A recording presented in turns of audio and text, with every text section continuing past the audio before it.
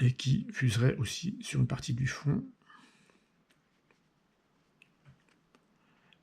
et qui rejaillirait sur un autre moulin et encore un autre.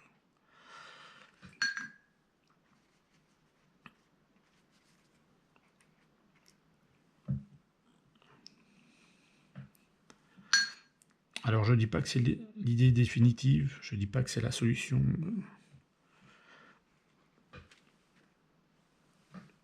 suprême pour cette peinture, mais en tout cas, il y a déjà une idée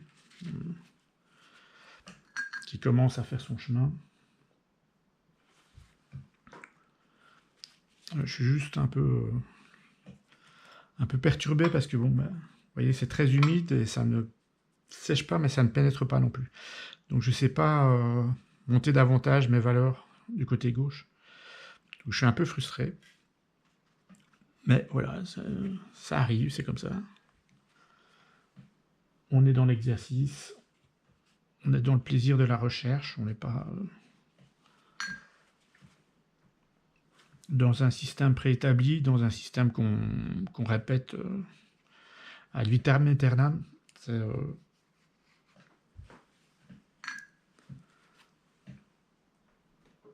C'est vraiment la création, pour la création.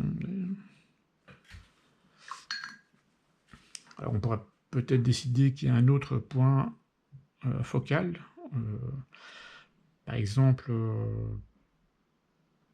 l'une des extrémités d'un moulin peut avoir un bouchon un peu vif. Voilà.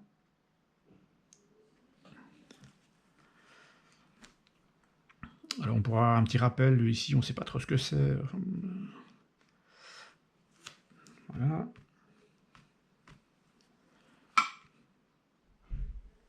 Ça peut être un reflet qui vient de l'extérieur, peut-être les lettrages qui sont disposés sur la vitrine, ou que sais-je, hein, c'est pas très important de savoir.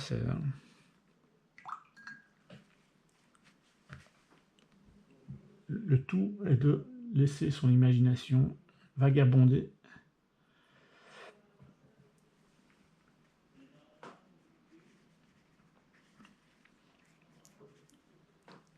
Enfin, voilà, vous avez un petit peu vu le cheminement. Ce sera peut-être très différent pour la peinture finale. Je vais un peu attendre que ça sèche pour rajouter des valeurs foncées, voire très foncées par endroits. Et puis, voilà. À la prochaine!